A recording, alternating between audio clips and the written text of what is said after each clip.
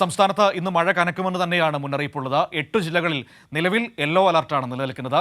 10 മണിക്ക് ശേഷം പുതുക്കിയ അലർട്ട് വരും. അപ്പോൾ നമുക്ക് അതിലേക്ക് പോകാം. തിരുവനന്തപുരം, എറണാകുളം, തൃശൂർ, മലപ്പുറം, കോഴിക്കോട്, വയനാട്, കണ്ണൂർ, കാസർഗോഡ് ജില്ലകളിലാണ് ഇപ്പോൾ ശക്തമായ മഴ മുന്നറിയിപ്പുള്ള യെല്ലോ അലർട്ട് നിലനിൽക്കുന്നത്. അതിൽ തന്നെ വടക്കൻ കേരളത്തിൽ മഴ കനക്കുമെന്നാണ് ഏറ്റവും പുതിയ വാർത്ത വരുന്നത്. മറാത്താവാഡയ്ക്ക് മുകളിൽ സ്ഥിതി ചെയ്യുന്ന ചക്രവാത ചുഴിയുടെ സ്വാധീനത്തിൽ വരും ദിവസങ്ങളിലും മഴ ശക്തമാകുമെന്നാണ് കാലാവസ്ഥാ വകുപ്പിന്റെ മുന്നറിയിപ്പുള്ളത്. മഴയ്ക്കൊപ്പം ശക്തമായ കാറ്റിനും ഇടിമിന്നലിനും സാധ്യതയുണ്ട്.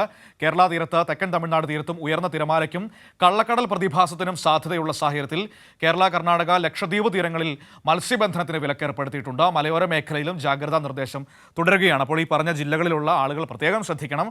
അവിടെ മഴ കനക്കുമെന്നാണ് മുന്നറിയിപ്പുള്ളത്. പ്രത്യേകിച്ചും വടക്കൻ കേരളത്തിൽ മഴ കൂടുമെന്നാണ് നമുക്കറിയാൻ കഴിയുന്നത്. ഒപ്പം മഴ മാത്രമല്ല, കാറ്റും ഇടിമിന്നലും ഒക്കെ ഉണ്ടാകാനുള്ള സാധ്യതയുണ്ട് എന്ന് കേൾക്കുന്നു. അതുകൊണ്ട് തന്നെ അനാവശ്യമായ യാത്രകൾ ഒഴിവാക്കണം.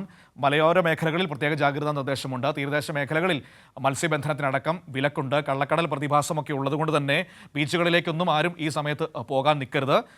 അതുകൊണ്ട് അത്തരത്തിൽ വളരെ ശ്രദ്ധിച്ച് മാത്രമേ മുന്നോട്ട് പോകാവൂ എന്നാണ് മഴ മുന്നറിയിപ്പിൻ്റെ പശ്ചാത്തലത്തിൽ നമുക്ക് പറയാനുള്ളത്.